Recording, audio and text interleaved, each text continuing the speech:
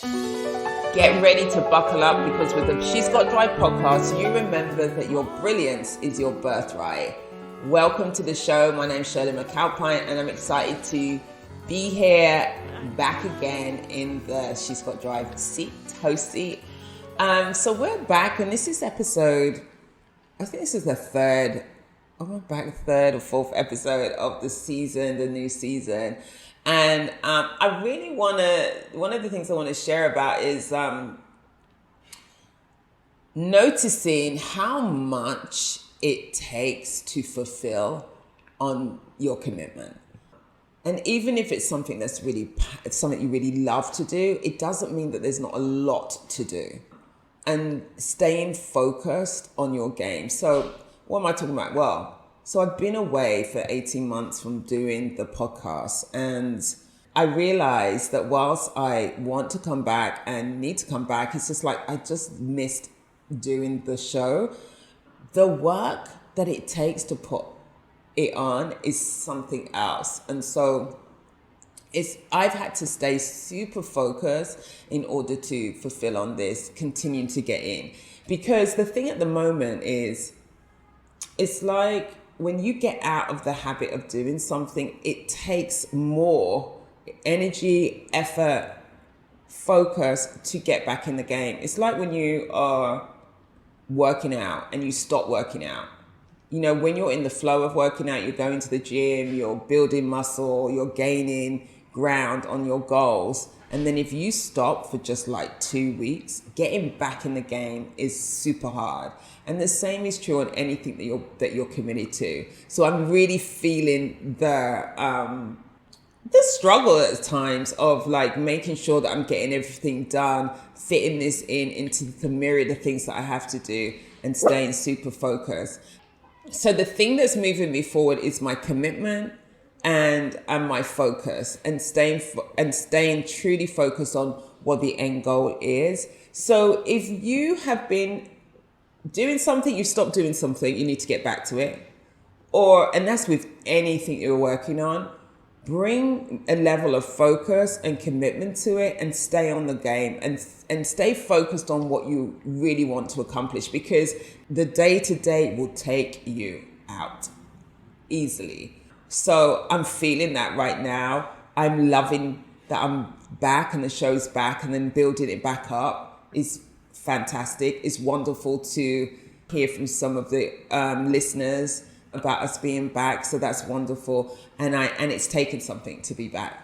If there is something that you want to do, that you would love to do, and you've been putting it off, bring your commitment and bring your focus. And the focus is on your outcome. The focus is where you want to be. The focus is what you want to accomplish. Stay true to that, and then you'll keep it moving. So one of the things I'm adding to the show this season is you can ask me anything. Send in a question that you have about a goal that you're working on, something you want to accomplish, where you want to be, anything that feels like where you feel stuck, and I will answer those questions in the podcast episode. So I'll take a question each week and answer it. So if there is a question that you have, something that you want to get support on, an email is in the show notes, support@shirleymcalpine.com, and send me your email and then I'll bring your question to the show.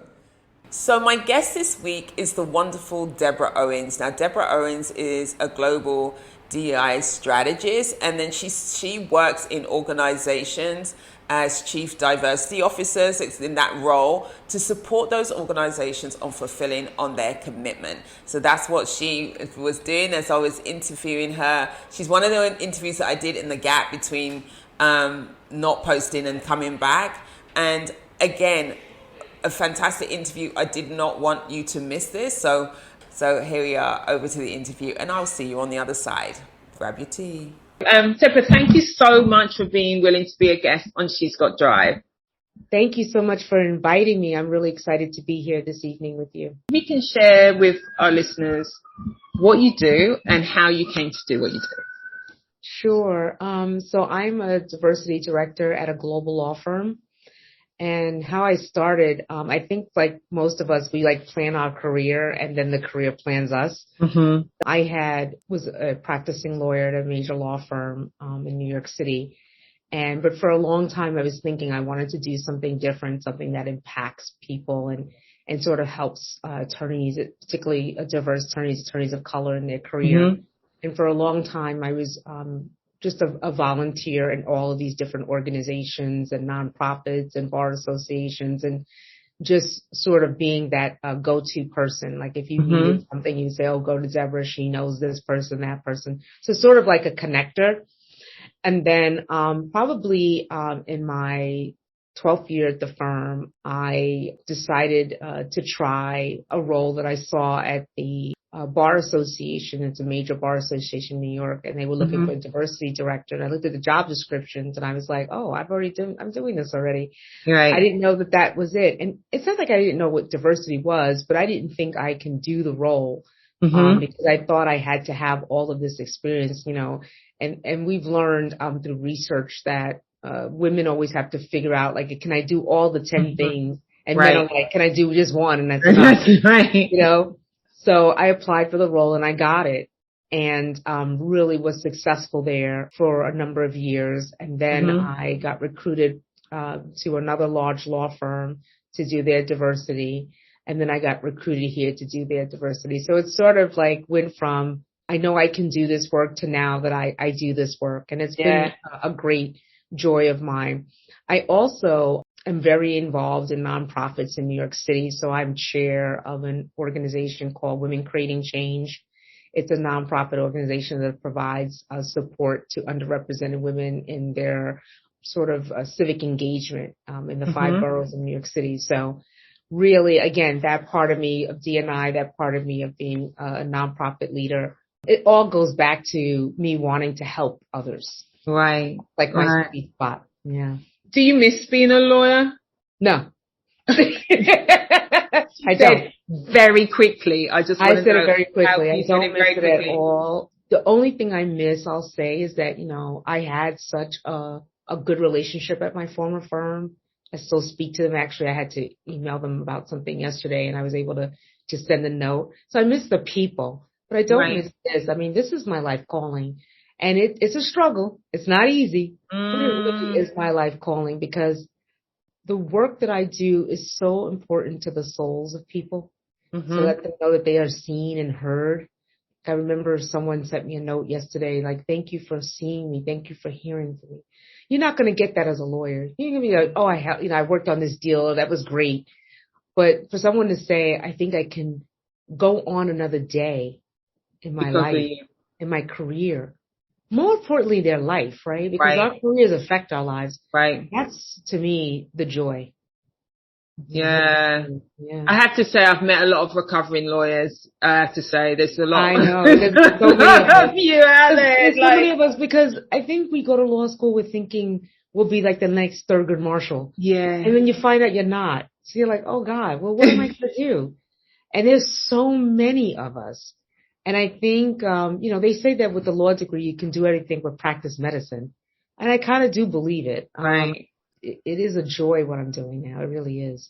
Because diversity, like your role covers so much, like where is your focus now? And then what has it been before? If you think about the evolution, or has it evolved? I mean, I might, let me backtrack and say it's an evolution, but there's another part of it, certainly, where we say, has it evolved? And then in some spaces, it feels like we're going literally backwards. So yeah, it does. So my focus has always been Black and brown lawyers, Black and brown professionals. Has always been those groups first and foremost.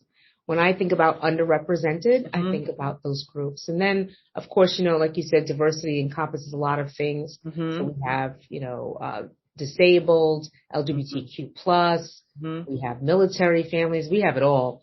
Right. Military groups. But for me, it's always been Black and brown people, which encompasses all those groups. Encompasses LGBTQ plus, encompasses someone who's disabled, encompasses someone who's a public who served in the services. It encompasses all those groups, but down to the wire, it's ethnically diverse lawyers. That's what's missing in our profession. Yeah.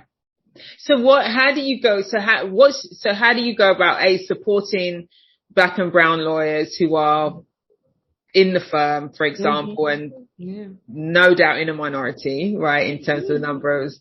And then how do you go about, like, what's the work in terms of expanding the number of Black and brown lawyers that get into large firms? Because as you said, there's no shortage of them going to school. No shortage. It's not like you haven't got a pool to pull from. You have a pool. Really, it's so big, as you said, because everyone are drawn to being like a civil rights lawyer. That's been, whether they end up being, they might be doing litigation, but where they started was that vision for them to be Thurgood, right? So where do I start? For me, it's knowing the lawyer individually. I spend time getting to know the lawyer individually, finding out who they are, what makes them, want to be a lawyer. I ask questions like that. In fact, all of my attorneys that I've spoken to here, I ask 3 questions. Why did you come? Why did you stay? And why do you think about leaving? Right. So why did you come? What made you want to come here? Why do you stay? And why do you think about leaving? Because everyone somewhere thinks about leaving, because I was one of those people. Right. So it's really getting to know them individually and then starting from there a support system for them. Because I think some people think that diversity is all this training. Let's get this training together. But it really isn't about that. And especially in a law firm setting, it's really about making sure that work allocation is fair. It's making sure that, when we have these networking events, everybody's all excited about, that all the attorneys are invited and not just the ones you like. Right. It's making sure that when the work comes back to them, that you're giving good feedback. Right. Step-by-step feedback, and not just like everything's fine when everything's not fine. It's making sure that when you are bringing on the candidate, that they're meeting the people they're going to actually work with. Because I used to get very upset about with law firms, and this is all law firms, especially when I was at the city bar. They would bring in a candidate, a diverse candidate. Oh, we have a diverse candidate, and have them meet all the diverse lawyers. And then when the candidate comes back, they don't meet any of those lawyers because they're gone.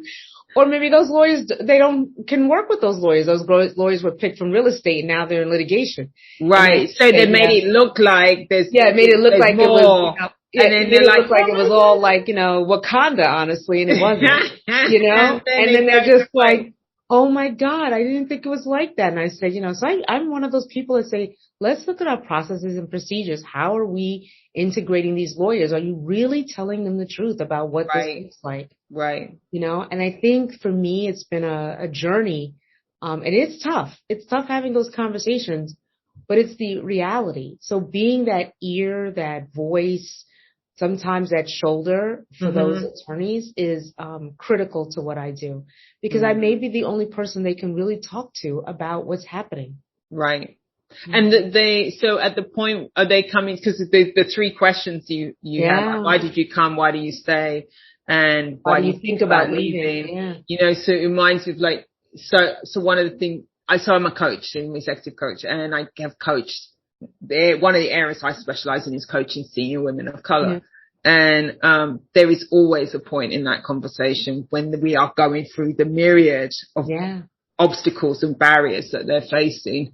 It's just like, why do you stay? Why do you stay? Or is this a place for you?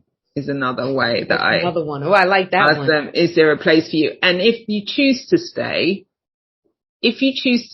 what do we need to do that's to support you as you stay? Yeah. Because you can't, I asked the question, but I'm not telling anyone to leave. That's not my, I'm there to create space, right? To hold space for them and to give a space for reflection. So it's not my choice. It's not like I haven't sat there and think, oh my God, my darling, you need to leave. You got to go.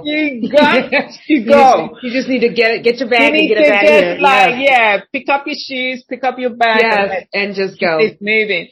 But that's not my job. My job is to create and then for them to explore and then to look or really look at what's happening rather than what you hope is happening, what you wish was be happening. Oh my God. Just like, if only they blah, blah, blah, but they're not. They're not. They're That never is going absolutely to. not what's happening. Yeah. So, And they don't care. So with all of what's actually happening, yeah, if you're choosing to stay, because sometimes the people aren't ready, they can't. no. So you have to. Then it's like, I don't know if you found that the work for me in that moment is what I call returning themselves to themselves, like getting them the confidence up, getting themselves back to the level of which they walked into the building. Because sometimes it gets so diminished over time and the confidence can get eroded. So at what point are they coming to you, or are you trying to get in so early? I'm getting in so early. So I started this particular firm 90 days ago yesterday. So I just started early. You're a newbie. Yeah, I'm new to this firm, but the other firms and the other places, I started very early. So I am very much pick up the phone, send an email, love to connect. And then ask those questions and then build that relationship. Right. So I consider it like a trusted advisor. Mm-hmm. I'm the one that you can feel like, okay, if you're not going to tell me you're going to blow up the building, this is going to stay with me. Right. If it is, I'm going to have to probably report you. Right. But for the most part, I start very early. I don't wait until you're out the door. And to your point, I'm very realistic about what I can do, what I think the firm can do, and what I think the profession, can do. Right. Because the profession itself needs to have its own reckoning, But yes, it does. It really needs to have its own reckoning. But for now, I'm just that support system to make sure that they know that they're not alone in this. Because it can be very lonely, especially in these, what we call these gated walls of big law.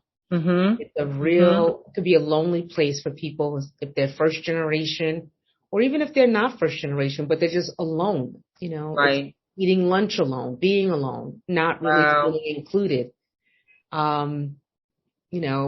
Despite the glossy magazines saying that, we're best in this and best in that. And you're like, well, that's not how I feel. Right. Right. That's not how I feel. And I think that when people get to this place that they've been working towards, and everyone on the outside sees them working towards, and like, oh my God, I can't believe you're working for fill in the blank, right? And so that's also part of the burden, isn't it? And the pressure to stay, because it's like people around you are going to go, you did what? Particularly like our parents level, we're like, you did what? You're working out of what? You're working from where? Well, I don't understand. Yeah. And they don't even understand it, because they're like, why are you complaining? It's more money they ever made. Right. It's the prestige and everything. But, sometimes the cost is too high. Right. The cost is too high. And it's like, well, it's not what you think. It's hard. It's hard. So when you think about your vision for yourself and oh gosh, what you're up to, what is it? Because you've just moved. I need one. Oh, look, you've come to the right place. It's just kind of so when you think about like your move, because you've just moved to this new role, why the move? What were you going towards in this role? And well, the role I had before, I was second. I was part of a team, and I was one of 3 directors. Reporting to a chief diversity officer. Here I am, the top person. Right. So I feel like that's probably one of the reasons, but also too, I say this all the time. People want to feel like they have a champion, a sponsor for their career. And I felt the person I came to work for here, was that for me. Nice. So it was like someone who says, I'm Team Deborah. And I was like, oh, I want that. Because that's what underrepresented lawyers want. They want someone that could be like, that's my team. And so for me, that was really important to have someone that says, oh, I'm Team Deborah. Oh no, I'm going to back her up. Because that's what Black women want. We want to feel validated. Yeah. We're tired of being out here on our own trying to figure it out. When someone's like, no, I'm going to make sure that you don't have any roadblocks. the walls fall left and right on the side, you're like, yes. That's exactly I only had to wait 50 years for it, but yes. That's right. You're like, I've been working for 30 years. I know.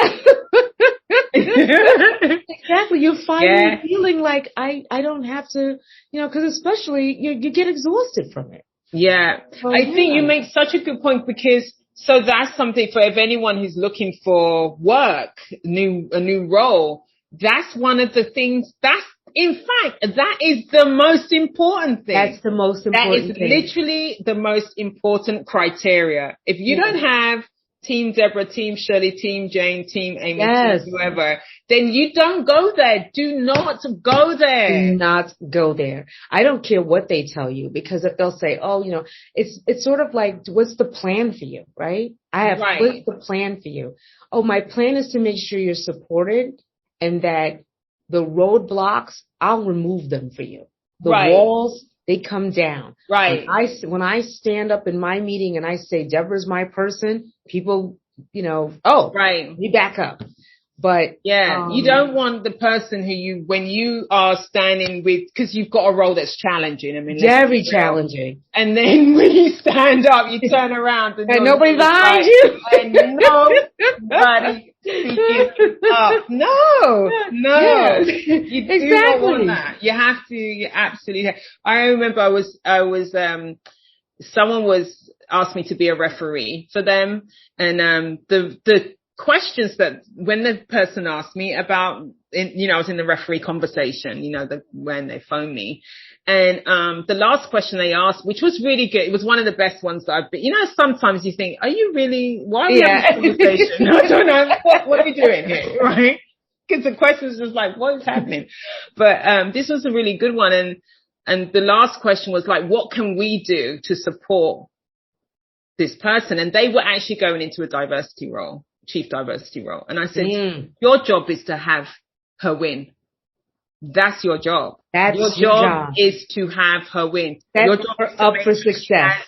The resources that she needs, that she actually literally has a team, that we're not pretending. Yes. That she has money. There's a budget, and the budget is commensurate to what your ask of her is in terms of what you want her to cause. There's a match for the strategy. So many times you're set up to fail. And so that's your job. Your job is to have her win. And like Team Deborah, you've got to be Team Deborah. If you're not Team Deborah, then it's just like, that is literally the most important. Yeah, because we're always team everybody else but ourselves. Right. So finally I was like, I need a team for me. And then you get one person. That's all you need. Right. Mm-hmm. Start with one, and then you've got to build it out in case one person leaves. But it can't stay with one. You can't come in there with your cape all the time. And no one's caping for you. Right. No one's caping for you. Yeah. So who's there? Yeah, you all the time with all the time. And I think sometimes the lesson isn't learned, and they go to another place, and then it's the same thing, and they're like, what am I not learning? Yeah.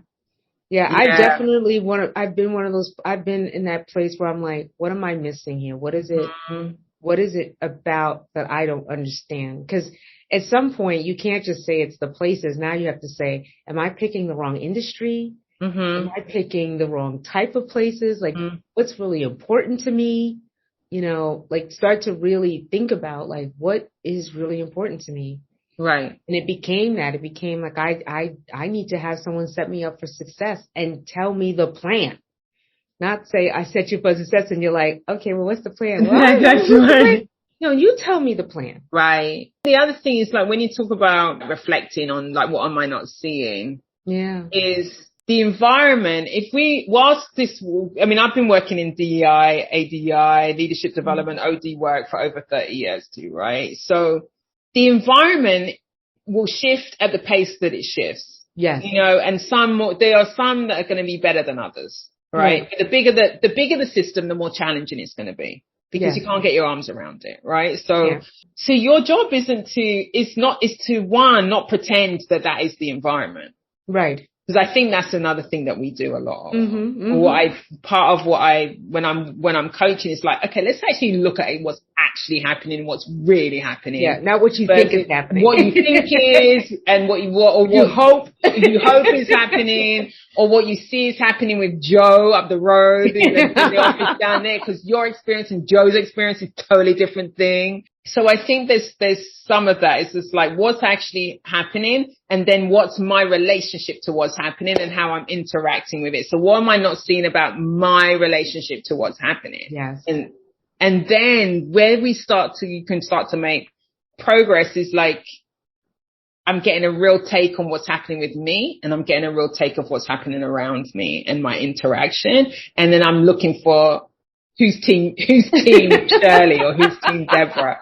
Right. And then when you discover, and you've got to find your team, you've got to find your people. You do. And when you can find your people, you can start to transform your experience of being there. But oftentimes, and that all of that is like more automatically happening for white men.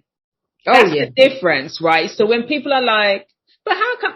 Because it's just happening. Yeah, it's set up. It's set up for them, right? It's set up. The whole set up thing is that set way. up. The whole thing. Mm-hmm. And so you have to replicate that for yourself.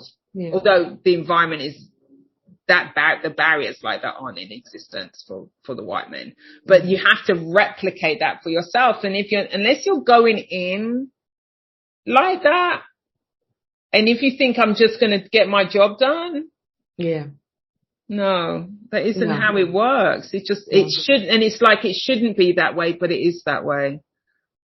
No, I agree. I think as I'm getting older, and I don't say that in a way, as I'm getting older, I'm more reflective of like, what am I doing? Before I was just going because it was such a goal to get to this career, to get to these milestones. But as I'm getting older, and I'm saying, is this really serving me? Is this really serving like my mental health? Mm-hmm. Is this really serving like where I want to be? A year from now, would I be like, oh, I spent a great year doing what? Right. I haven't written the article. I haven't wrote the book. I haven't done anything. So I started to really think about that. I mean, literally this past week, which is 2 days, to say to myself, what am I doing? Right. Because, because you can go on autopilot with this life. Yep. You can be on autopilot with your life, and just like, I have a routine. I get up in the morning, I eat my breakfast, I get on the train, I go to work. Mm-hmm. Mm-hmm. And then on the weekends, I see friends for brunch, spend time with my husband, and then that's it. Like, there is no, like, what are you thinking? Like, what do you want to build? It can go out the door. Yeah. I look at young people, they're like, oh, I have, all these different careers and different streams of income. And I'm like, what am I doing? What am I doing? Not even so much the income, but they have interest and they're executing on those. Yeah. Right? Yeah. Even if it doesn't give them a dime, they're executing on the interest. And I'm just like, I've only been linear. I just right. So how do you like the time to like expand and look and create? Yes. Like one of the visioning the future is like so critical for us. For anyone, right? But anyone. For us to like stop. And I think one of the things, life can stop you in your tracks. I mean, for me, it was like losing my parents at different times, right? Where you start, which prompted that question when my father passed away, in 2009. Okay. It was like, wow, okay. That's much younger than I envisaged. Yes. I had this whole world that he was going to get old and frail, and we were you know what I mean? I'll be this picture that I had of what that would be. And then it was like, so what am I? So what are you about? Where are you going? Why are you here? Like, what are you doing? Yeah. And then another, 4 years ago was my mom. And so it's like, sorry to hear that. What are you doing? What are you doing? And, but it allows you to keep questioning. Like, what are you doing? What are you up to? What are you doing? How are you visioning your future, and how are you keeping that vision current, and then enacting it, like, and staying true to a full life. Because in those moments, it is that nobody cares about what you did for work. No one cares. No one cares. Nobody cares. And it doesn't mean that you don't do work that's purposeful in your life. Yeah, great. It's all of that is valuable, but it's got to be more than that. It absolutely has got to be more than that, because nobody. At that point, you don't care. You don't care. Not nobody. Listen, as soon as you get in the grave, they've figured out who's going to take your job. Right. They're not thinking about, oh, poor Deborah, poor Shirley. They're going to be like, who wants this job? That's right. Yeah, because That's right. and we're so busy thinking this is it. I mean, I'll speak for myself, just so programmed to think that these careers are so important more than anything, and life is just passing you by. Mm-hmm. It's passing you by. So if you had an opportunity to do, and it may not be not do this, but do something on top of this or do something else, or they say there's a book inside of everyone. Yeah. Well, what is it? If you thought about those things, what's calling you? What's the whisper? I wish, it's so sad that I don't even think I sit for a minute to see what's calling me. I think the work that I'm doing now is what's calling me. I don't know if it's calling me forever in a law firm. Okay. Right?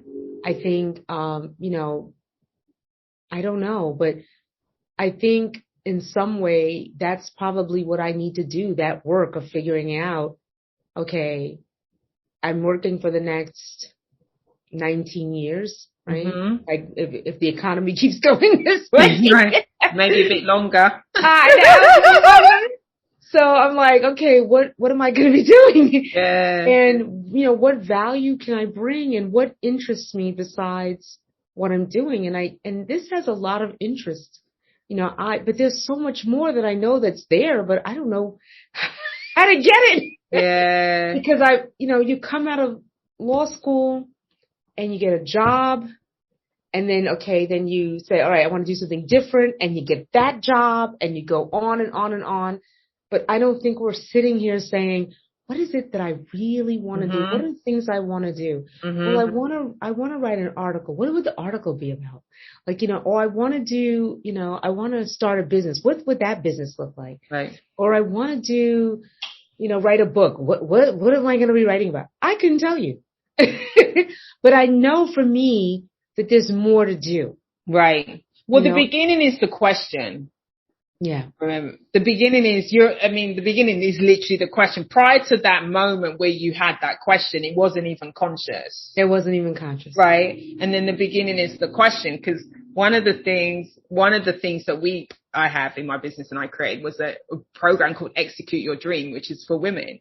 And it is literally the first module is, what do you want? Yeah. Where are you heading? What is this future?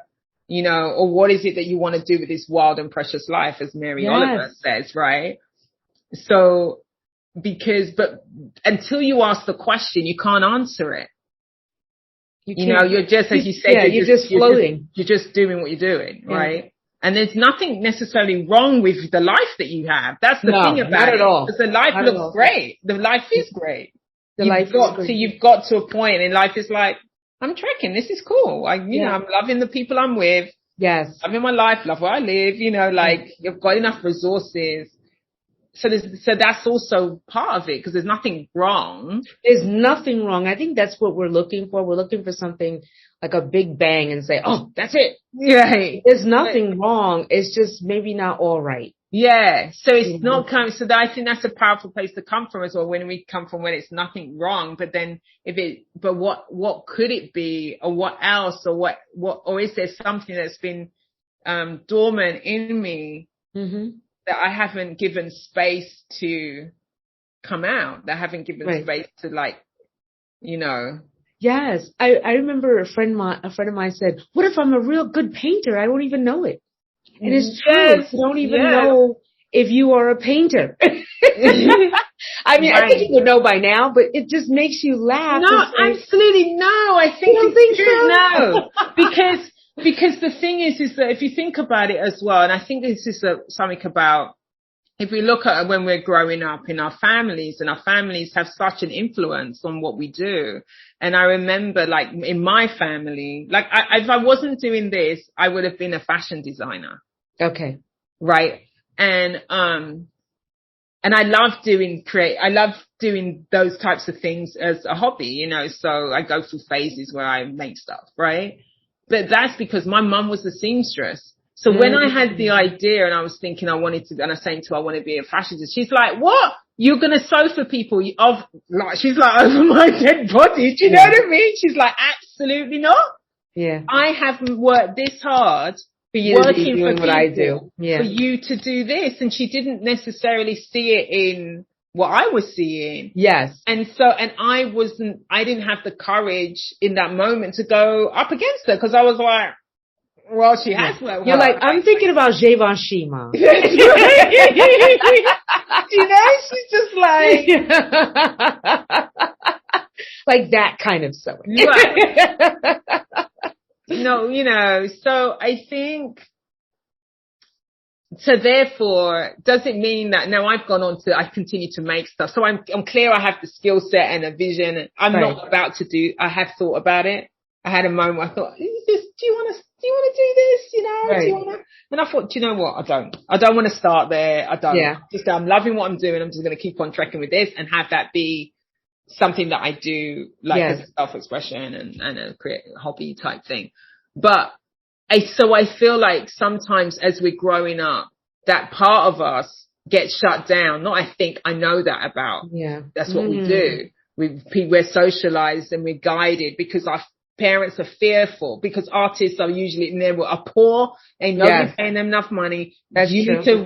So you get guided towards work that feels more solid, where the career is more clear, because they want you to rise above the challenges. Like it's hard enough in society without you being a poor artist, you know, that kind of notion. So it's never too late, I think, number one, to discover that aspect. Think about it. I wonder what's dormant. What's dormant? Have you ever done your Strengths Finder?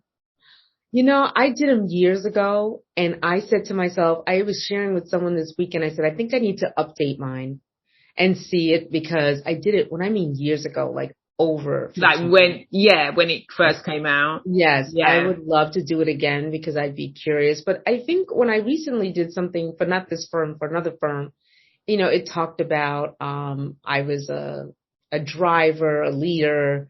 I was someone who, it's funny, loved the big picture. Don't give me too many details. And I thought, oh yeah, this is why I have such a great team, because I'm like, you know, more, what we say, a visionary. And I didn't feel that way when I saw I said, oh my gosh, this sounds like a pompous person. But as the years have come by, I'm like, yeah, I see that. I see it. Yeah, I see it. Because when they look at Strengths Finder, they say it got formed as a young age. But if you look at a child's expression of those strengths is one way of looking, and then you can find some of those other things that didn't get developed. Or you didn't follow that line, so that'd be one of the ways in. I might have to do this weekend. Of looking at it. Yeah, I think it's and then you kind of honing in, like, how do those strengths can be expressed in my life? Right. No, so, I think that's something to think about. Just a couple of things around, like, where did you begin? Like, are you from New York? I'm a native New Yorker. If you can believe. God. It is very rare. It is rare. Very rare. I'm a native New Yorker. I was born and raised in Queens, New York. I know, it's like a unicorn. It is. And where are your parents from? My parents are from Haiti. Okay. Yep, my parents are from Haiti, have been here for well over 70 years. Wow. So it's really like, you know, and so was born and raised here. My mother attended high school here. So it was like middle school, high school. Yeah. So it was just really, but for me, it's weird because when I meet people, they're like, where are you from? I'm like, New York. They're like, oh, yeah, everybody's from New York. Like, where are you from? I'm like, New York. New York. They're like, really? Like, what? Yes. And have you gone and come back, or has this been which is a dream of mine. See, this is what I'm saying, Shirley. I have not left New York City. We are going to explore this. I know. I've always wanted to live somewhere else, but it didn't happen. Where would be the somewhere else? I think the somewhere else I thought about, even Washington, D.C., not that far. Yeah. I was like, I live in D.C. It seems like it's a great place. But I never did. And now I think I'll stay myself in New York for all the things that are going on in this world. Let me just stay in New York. There we go. I think I live in Chicago. You can hear I'm not from Chicago. Yes. We it's nearly 10 years. So okay. At 45, we took ourselves on a new adventure and we left the UK without a company. I got a visa and under my own business. Wow. And then how do you like Chicago? I love Chicago. How do you like Chicago? I love Chicago. I mean, there are things that I would certainly fix about. Oh yeah, of course. Of course. But I love Chicago. Yeah. I mean, it's freaking freezing in the winter. Oh my God, it's awful. But it's also quite a segregated city. It is. So is New York. Yeah. And so it's true. Yeah, New York is, London's more integrated. It is. It's not that there aren't pockets. There absolutely are. Right. But it's very integrated. Much more integrated. Yeah. And, so I kind of miss that. And I live on the north side. So I live in a predominantly white space.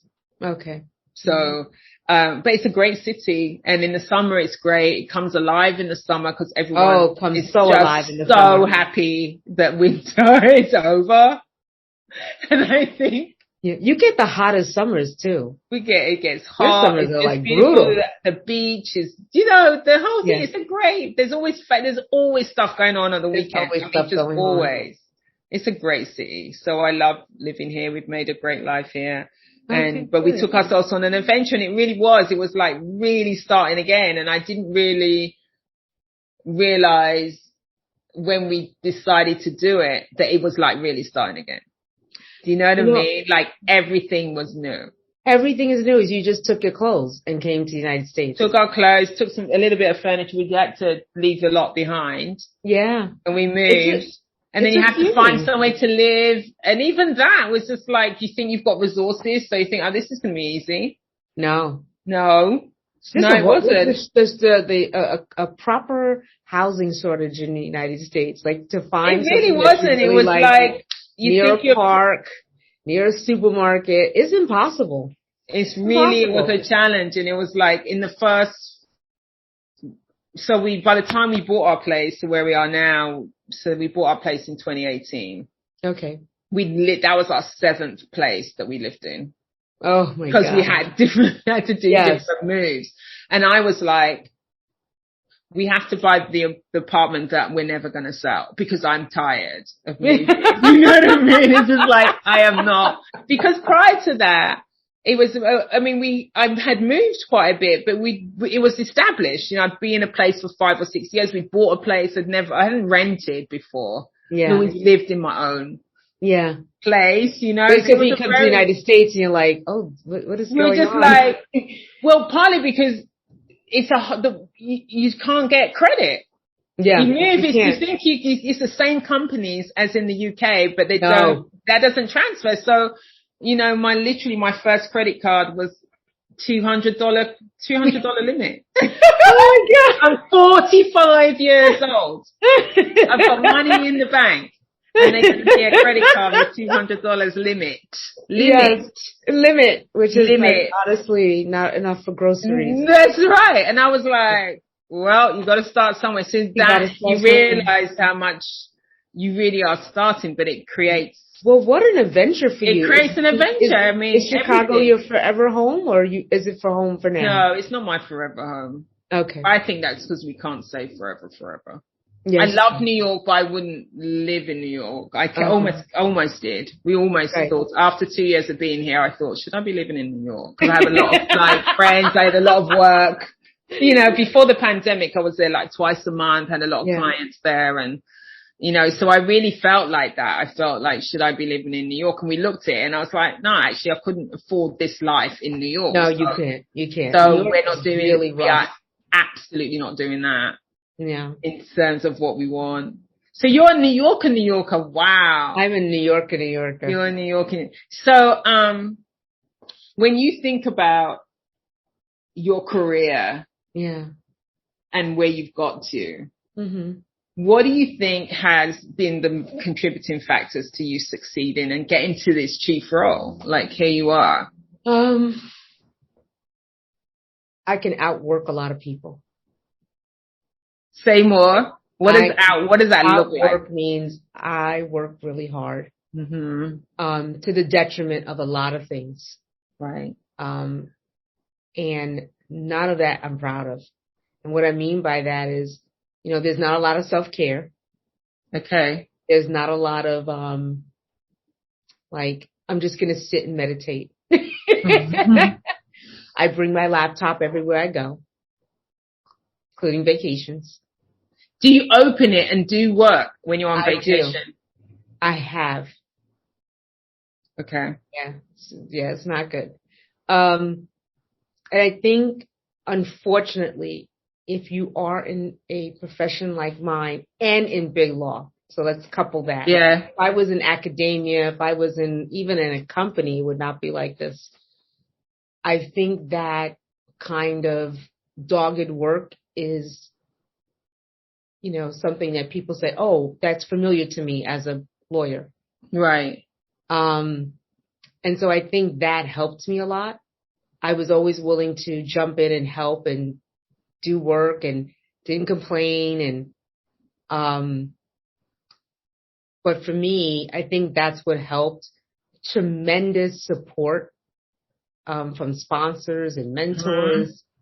I mean, just, you know, tremendous support. But they would tell me, I supported you because you work so hard. Right. So then it was like, okay, this is a cycle I'm on, like a hamster wheel.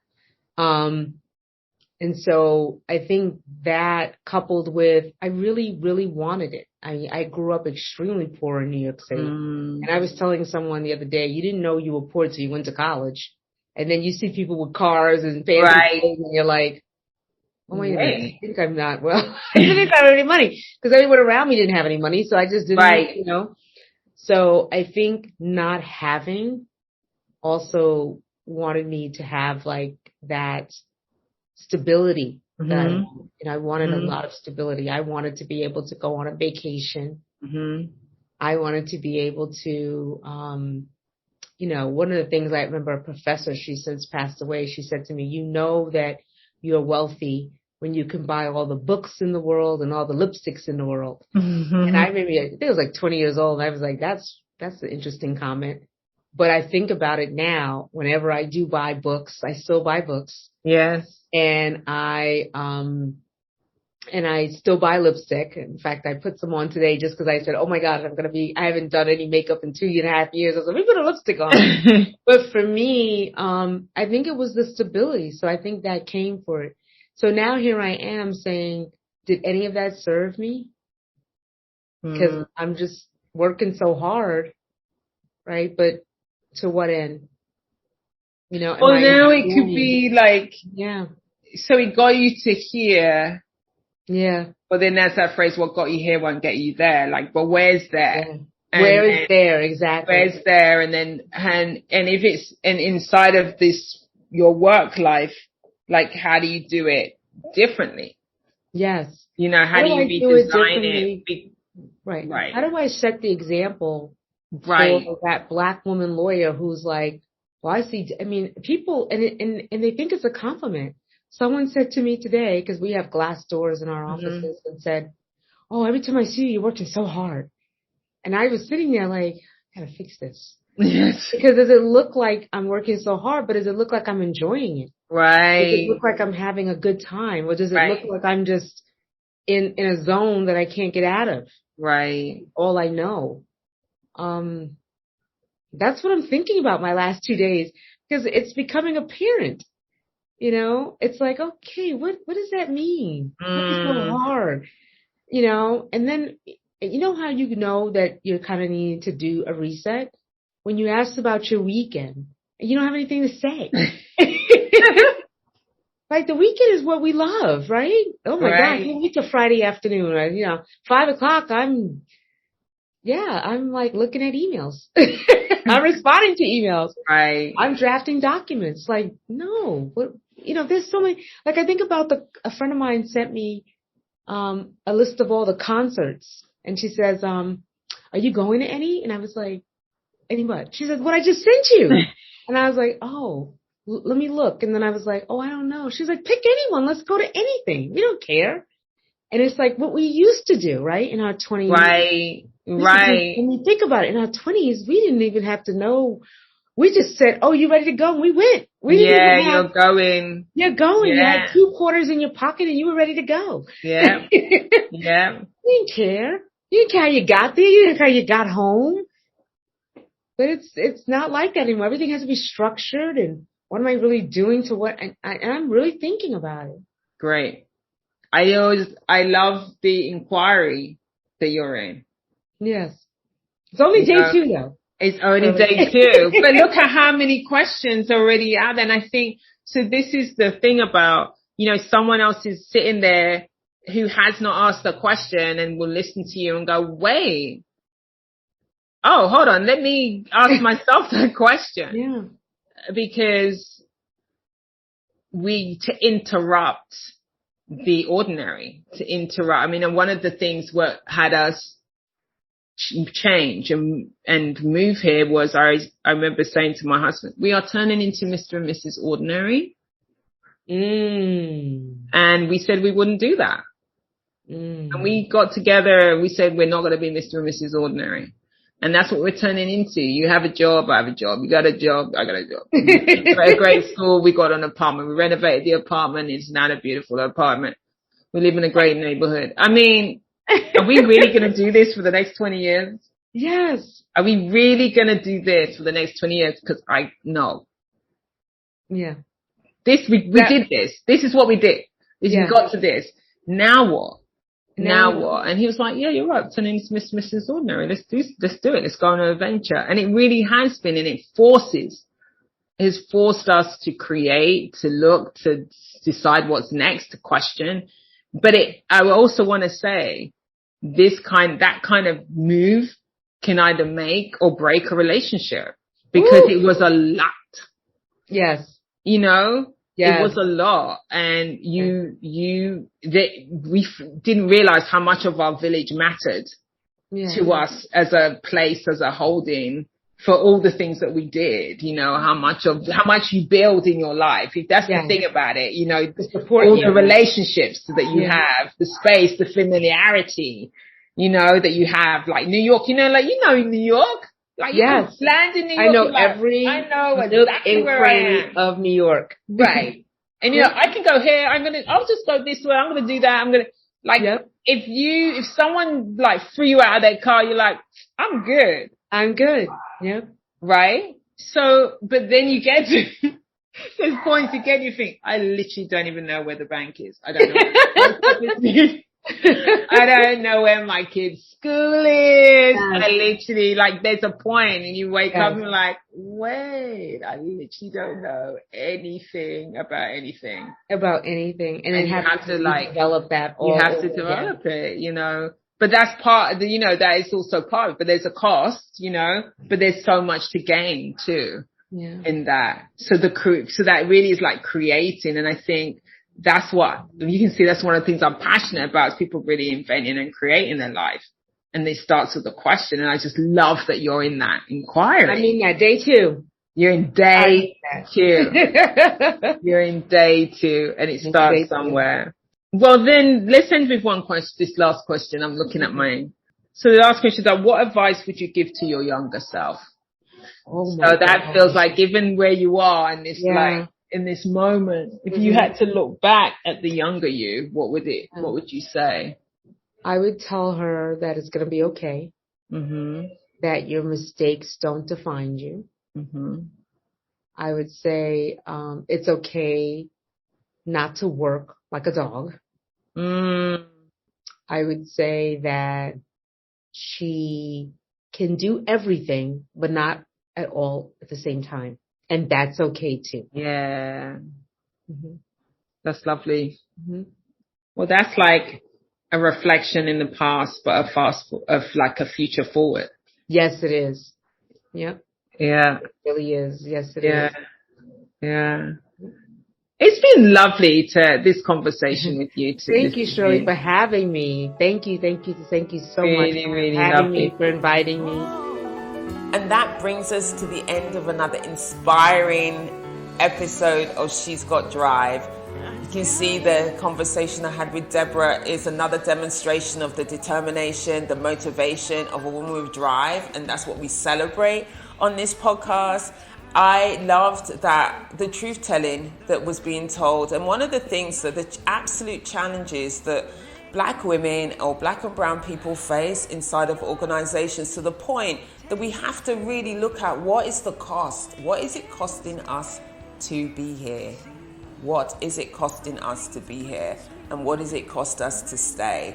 Now, I've been a coach of Black and brown leaders, particularly Black women, for many years, and there's usually a point in those engagements where we are examining the impact of them being in that organization. And my question is always, in that moment, is this a place for you? Is this a place for you?